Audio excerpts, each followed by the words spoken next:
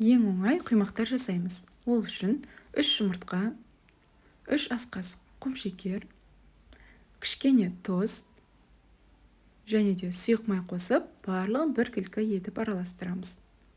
Осыдан кейін міндетті түрде ұн қосамыз, сол кезде құймақтарымыз тегіс, әдемі болып шығады. Міне осылай қою болды. Енді үстінен 1 стакан суымызды құйып, тағы да араластырып аламыз.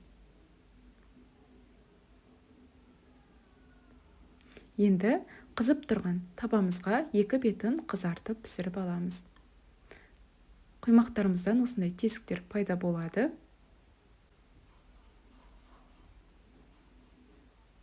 Иісі өте керемет.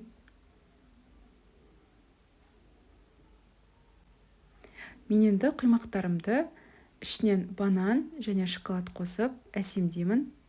Сіздер де осылай жасап көріңіздер, дәмі өте керемет болады. Міне, құймақтарымыз дайын. Міндетті түрде осылай жасап көріңіздер. Ас болсын!